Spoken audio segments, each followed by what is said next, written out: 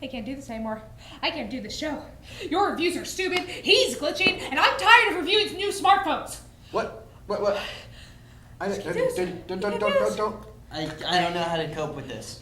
I can't. Guys. All right, look, we got one more show. Last one, all right? Now, what I need you to do is I need you to stop complaining, stop being calm and rational, and I don't even know where to start with you. Got it? One more episode. Okay. Let's try this again. Hi, this is Nerdcast. To the Batmobile. Let's go.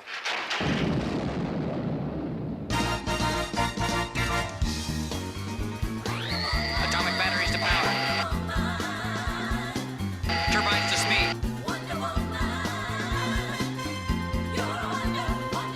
Roger. Ready to move out. Now it's time for news and reviews. We're going to be telling you about a lot of the great nerd things that have been happening this week. And I'm going to be attractive. Kind of.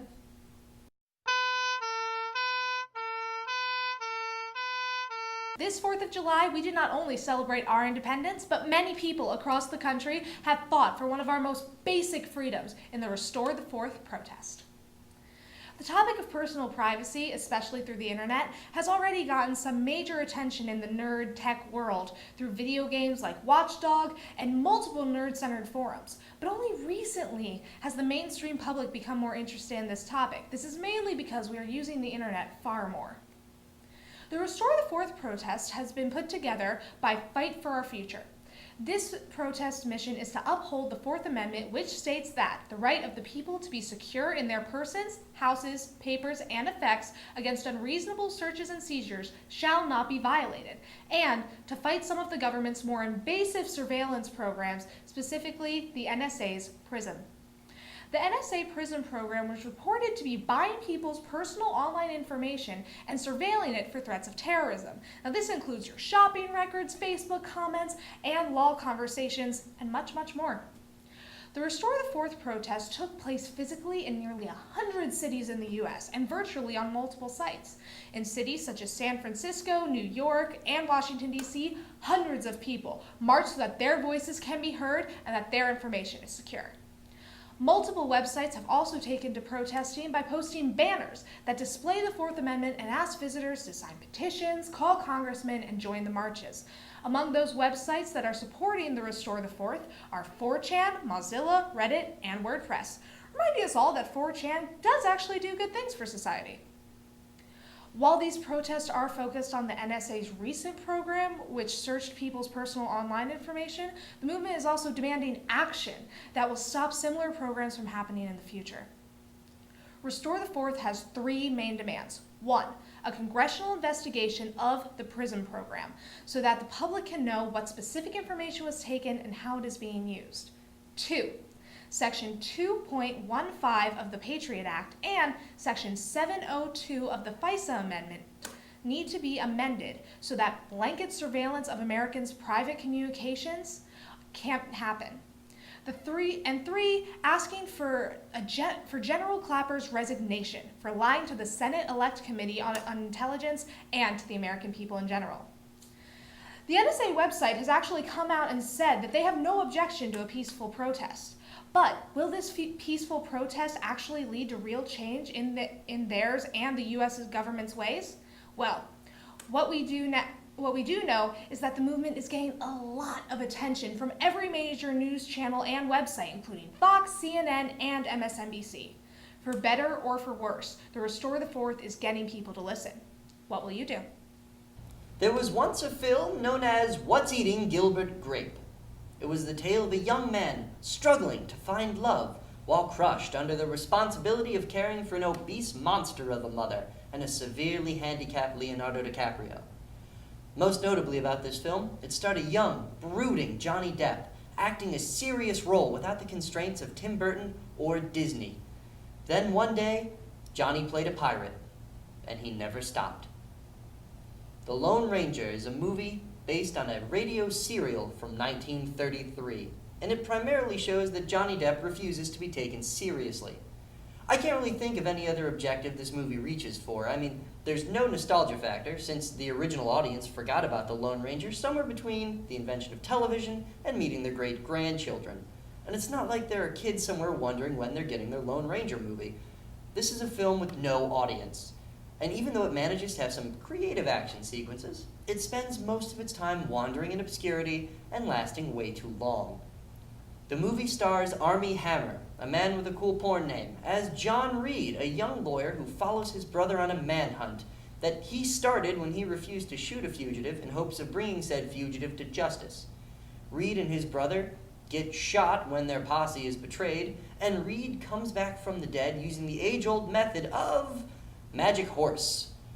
Johnny Depp's Tonto, an insane Comanche Indian and a hunter of evil spirits called Wendigo, reveals to Reed that Reed is a spirit walker, an Indian legend that cannot be killed in battle, and that the man who killed his brother is a Wendigo, which, if you keep up on your monster lore, is a human who becomes a monster after turning to cannibalism, primarily human hearts. Hunting the same man, Reed and Tonto team up until about halfway into the movie when the plot collapses. A Comanche tribe leader reveals that Tonto's really just a crazy man who can't cope with the guilt of having destroyed his own village as a child.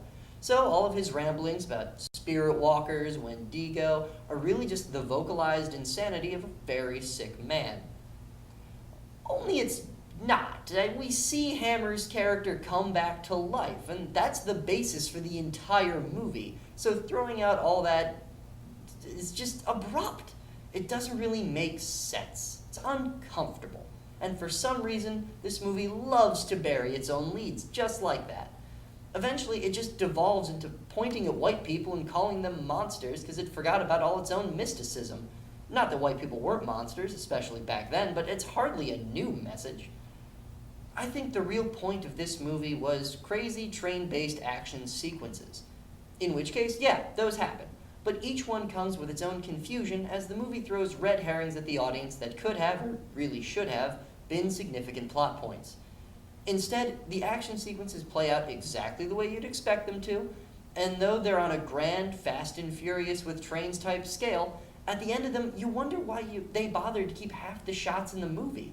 So, yes, this movie's exciting and action-y, but I left feeling unfulfilled. The whole movie seems to hinge on Depp's craziness, while Hammer's Lone Ranger just comes off as an incompetent secondary character, and everyone else is just a typical spaghetti western trope. This movie tries very hard to not surprise anyone, thanks Disney, and yet that makes sense for them, but even for a popcorn flick, this movie manages to become a bogged-down mess between the explosions and the gunshots. Final word, Despicable Me 2 is out, and I'm willing to bet that will have a little more heart to it. Rumors have been going around for years about a new World of Warcraft movie. Well, WoW fans can stop holding their breath because it looks like it's actually going to happen. Legendary Pictures have announced that they plan to start shooting their Duquesne Jones directed and Charles Levitt, screenwriter for Blood Diamond, written adaptation of WoW sometime in early 2014. On top of that, they plan to have the movie out sometime in the summer of 2015. Outside of the release date and the surprising screenwriter, little information has been given about the plot or characters of the movie. But we can assume that the basic fantasy and rules of the WoW world will hold true. So get ready for some orcs, elves, mages, and chainmail bikini-clad heroines that we are sure will be soon to come.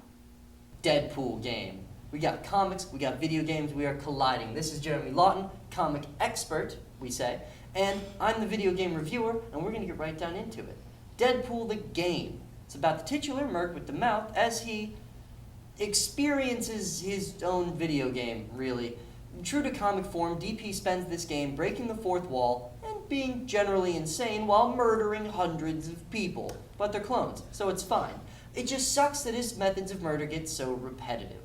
Core gameplay revolves around third-person hacking and slashing with the occasional platforming thrown in. It actually gives the game a bit of a retro feel. The closest comparison in modern titles is Devil May Cry, but Deadpool, of course, doesn't have that kind of polish, true to form. Game gets bogged down by the combat. Enemies, even on normal difficulty, have way too much health, especially when players just want to get to the next cutscene. And of course, you find yourself repeating the same one-liners, the same combos over and over, as Deadpool spews the same one-liners over and over. And the sad thing is, those one-liners were pretty funny at first. But just like putting a wet finger in someone's ear, anything becomes irritating with enough repetition. While the core gameplay can get repetitive, it feels almost intentional due to the heavy meta feel of the game. This kind of butchering is commonplace grind work to Deadpool, and before they get repetitive, the combos and one-liners are very, very iconic to the character. But among this repetition, the game saves itself with the infinite variation on the core. The game keeps up an extremely engaging flow as it keeps throwing all sorts of non-sequiturs at you. Deadpool's insanity and fourth wall self-awareness breaks up the core killing with hallucinations, budget cuts, glitches, and more. The key humor of the character is captured through the wild variety of asides and gameplay changes. And as wild as kooky as they can be, they never break up the pacing of the tone of the game because they're so core to the tone of the character. Crazier Deadpool gets, crazier his game gets. And not only does it work, but it's a damn fun experience. Hallucinating a taco for a head, hot wiring a sentinel boot, even experiencing his own origin story via Tunnel of Love with Beach Ball Cannon minigame are just some of the craziness that you get when Deadpool is jumping off like Robin Williams, with katanas. I especially loved the cartoonish slapstick that only Deadpool can do since he's basically immortal. A game hasn't been this funny since Portal 2, and it's a kind of funny that few other characters are equipped to emulate. Beyond even the regular comedy level of Portal 2, it's been a long time since a pure action game has been this much pure fun. Sure, there are times when the levels drag on a bit, but I always found myself full of enthusiasm to push through the slower sections to see what kooky reference or gameplay twist we'd see next. This is a perfect counterpart to the current Deadpool comic, which I highly recommend, and fans of the character would be foolish to skip out on this. But I would say you don't even need to be a fan of Deadpool to enjoy this game, because this game is a demonstration of why Deadpool has the fans he does.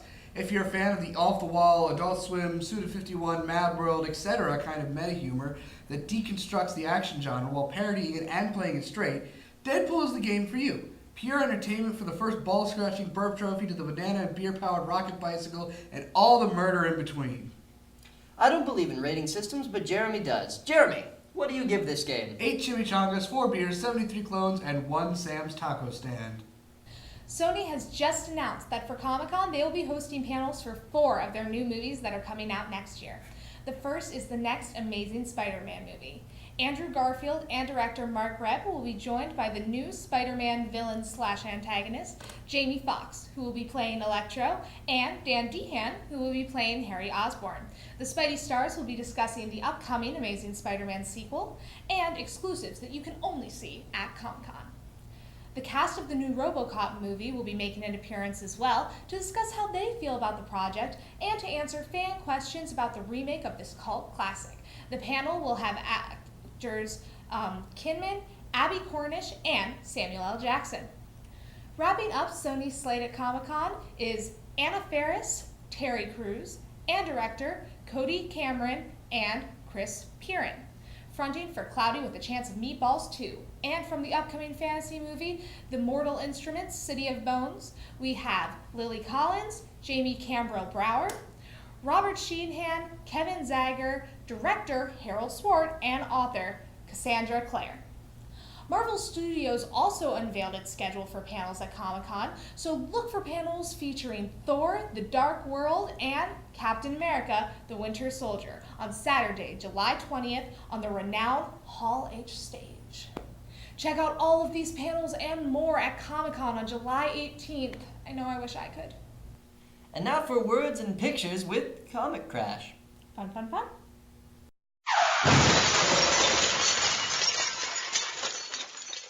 Hi, I'm Jeremy Lawton on Comic Crash on the mid-season finale of Nerdcast. My studio is apparently under construction, so I'm in this place. It's mysterious and new. DC has announced the return of Damian Wayne in an alternate future. The one shown in Batman number 666, number 700, and Batman Inc. number 5. Damian, son of Batman, will be a 4-issue miniseries written and drawn by Andy Kubert, the first artist to depict this dark future. I am extremely excited for this. DC's Vertigo imprint made big news with the much-awaited official release date for Neil Gaiman's Return to Sandman with Batwoman artist J.H. Williams III. The Sandman, Overture, will begin on October 30th with a bi-monthly release. Each off-month will release a special edition of the preceding issue containing original scripts, concept art, sketches, and more. The story is set to finally explore the world before Morpheus was captured at the beginning of the original series. In addition, Vertigo confirmed December as the much-awaited return of American Vampire, and a confirmation of 6 new series under the Vertigo imprint. Sounds like they're trying to breathe new life into it. Check out the DC Vertigo page for a full synopsis on all the upcoming series.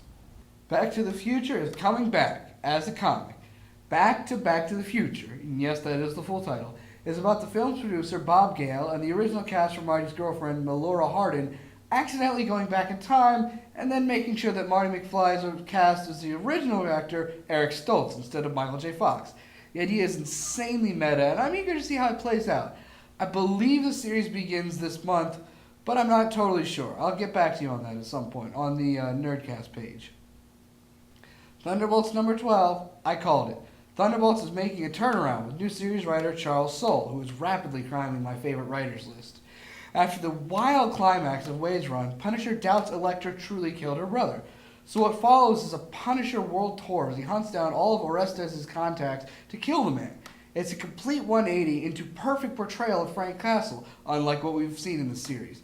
And even though it jumps off the finale of the 11-issue run, it's less confusing to jump in on than most of the chaotic arc that preceded it. We still don't know how Frank got freed from his war zone underwater prison, but Thunderbolts is beginning to be a series worth its cast. 8.5 out of 10. One of the many things spinning out of Age of Ultron and picking up off of last week's number 10 AI special is the new series Avengers AI. It shares the fun artwork of Andre Lima Arujo from the one-shot, but replaces writer Mark Waid with Sam Humphries.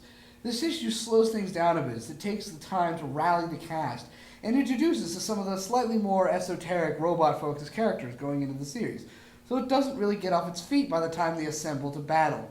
Hank Pym's new attitude is definitely interesting and infectious, but I don't know if I'm 100% sold on this. The pacing was just very erratic at the start, but it is just the start. 6.5 out of 10. DC has a new series this month, the long-teased Trinity of Sin Pandora. I have to say, now that they've spelled out the full origin of this version of Pandora, her punishment makes even less sense.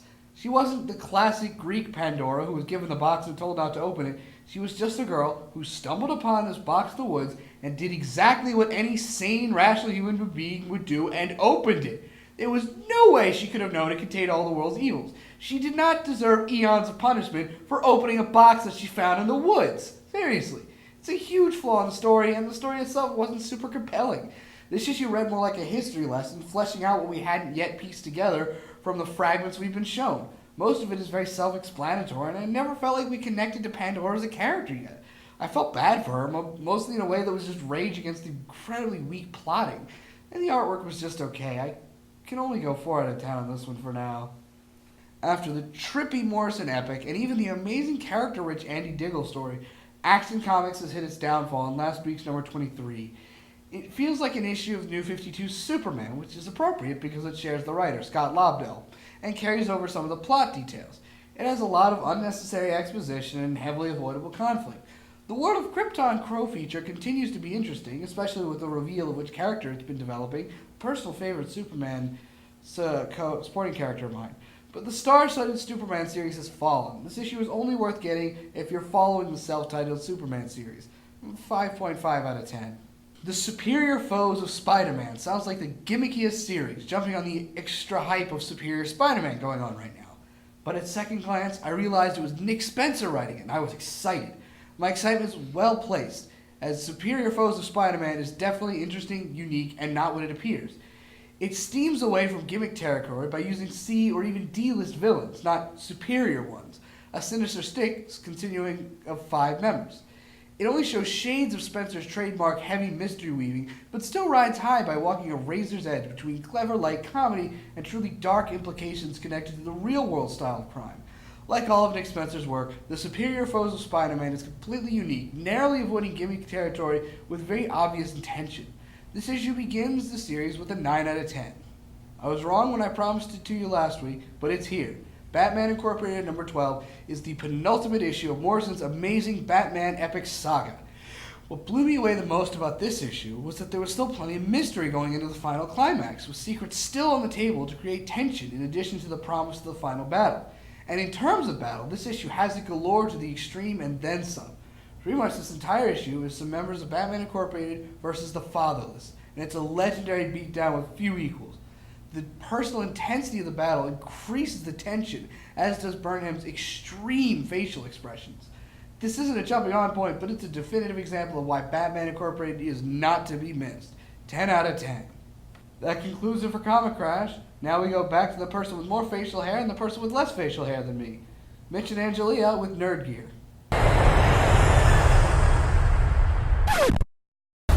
Coming out soon is RuneScape 3. RuneScape 3 throws players into the Galerian 6th Age, where for the first time, players will directly affect the world's environment, residents, and future. The game will kick off with the premise of its worldwide community-focused event, the Battle of Lumbridge. Don't be left out. Sign up for RuneScape 3 on July 22nd, or be ahead of the game and sign up for the beta version at runescape.com/beta/signup. This past Wednesday, Motorola put up a sign-up page for their new Motor X phone. Though the sign-up page is up, little is actually known about the phone except that it has aesthetic customizable options and that all the phones will be made in the US, which is cool and patriotic, 4th of July and stuff. These new customizable options allow owners to pick the colors for the back of the device and the trim. You can also engrave your name or a message onto the back cover so that your phone can express who you are as a person. Having live, love, laugh printed on your arm in henna just isn't a practical way to tell any people anymore how generic you are. Finally, you can upload a photo to be used as the wallpaper on the screen, because that's totally new. It's the Barbie of cell phones. Speaking of phones, Firefox is getting into the smartphone business. Motorola released a phone running its new Firefox OS in Spain last Monday, joining leading operating systems Android and iOS. The new phone starts out with a great selling point in terms of price. The phone is listed as being only $90. Mozilla is trying to shake up the typical closed app phone environment with the Firefox OS. Built using open web standards, it will appeal to the estimated 8 million web developers who can jump right in and start creating HTML5 apps for phones. There's no release date for the United States for now, but Motorola is focused on emerging markets such as Spain, Poland, Colombia, Venezuela, and eventually Brazil, where an iPhone is prohibitively expensive for most people. Chris Lee, who's heading this particular project, says, "For many of the users, this will be the first smartphone they would purchase. An affordable and awesome phone is on its way, and I can only hope it gets to the US eventually." Jocks get all the fun. Face paint, jerseys, social acceptance. Well, at least we have one of those now, geeky jerseys. That's right, now you too can go to a sporting event and fit in. Well, until they notice what your jersey says. Oh, okay, so maybe it's best to just stick to sporting events? Anyway, these jerseys come in your favorite geek themes. Do you like video games? Get a Link or Mario one. Video games not really your thing? Maybe you would rather have a jersey displaying your pride for Star Wars or Nightmare on Elm Street? Still not there? Get one of your fave TV shows like Doctor Who or Game of Thrones. Personally, I will be donning my Browncoats jersey at Otakon this August. Since this is our last episode for now, we're going to talk about something that we're not going to get a chance to talk about, Otakon. This is Table Talk. Not only do we not have a table, we don't have chairs this time.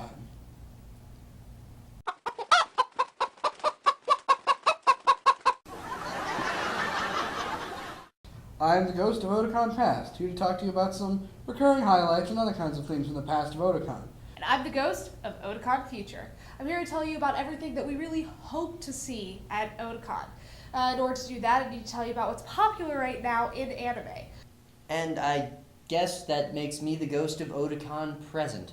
And there's a lot that we have confirmed coming to the convention this summer. Recent years have had a lot of voice actors show up as guests, but I remember some of the earlier days when we actually had people like Kota Hirano, writer and illustrator of the popular manga Hellsing, at the convention. I miss those days. First off, in action, we have Attack on Titan. If you haven't seen this show, I hope that you will. It is absolutely amazing in art, voice acting, and plot. It's a very basic premise about a post-apocalyptic world-esque where large titans have actually taken over and scoured the earth, and the only humans that are left surviving are those who are behind giant walls. Well, the Titans have found a way in, and we need to find a way to fight back. It is emotional, it is groundbreaking in so many ways, and it will hit you hard all the time. Now, because of the popularity of this anime, I really feel like we're going to see it screened at Otakon. And when I say this is popular, I mean this is popular. There's already a video game out of it, different skins on various other video games for fighters from the anime, and cosplays from everywhere. I've seen cosplays from Japan, I've seen cosplays from America, I've seen cosplays from Europe. People have the weapons down to a science that can actually shoot guns and like the wires everywhere that they need to go. They have all of the costumes done, I mean, to the detail. And even more than that, they have the Titans. Giant Titans who have no skin. We have some top-of-the-line AAA voice actors. We got Vic Magnagna. Take my word for it. He is best known as Edward Elric, and you'll know him as any time you've ever seen Edward Elric. Both Full Metal Alchemist and Brotherhood, any video games and movies, and he's been in a laundry list more than that. Next, Crispin Freeman, who's been in pretty much anything that's hit the Western world. You know him from Naruto, you'll know him from Bleach, he was in Code Geass, and I believe Death Note? Wonderful voice actor, and all of that's run up. In final conclusion, you see your favorite voice actors, then you go see Voice Acting 101 The Workshop. Highly recommend it. I'm going to be there. Don't come talk to me. I don't have time for you. But there's always been lots of cosplay, lots of panels, and of course the Otakon rave, which is just astounding. It's not like a crazy, creepy, nasty debauchery rave, but it's just techno music, people dancing, and a lot of them are still in cosplay. It's a lot of fun. Alright, well, the other popular animes that's really been going around is Sword Art Online. I think it's easily one of the best adventure animes that I've seen this year. Sword Art Online is about these kids, about 10,000 people to be precise, who get stuck in an online MMO virtual reality game through a new type of device called Nerve Gear that allows you to completely immerse yourself. While in the game, if you die in the game, you die in real life. And people can't take off the Nerve Gear or you'll die in real life. It's fun, it's emotional, the art's, really good, but the plot is solid and the characters are genuine enough to where you want to know what's going to happen next. This has been getting seen everywhere. I mean, of course, it's on the basics like Crunchyroll and Anime Freak, but it's also on Hulu. The two seasons that have just gotten out are now being shown on Hulu.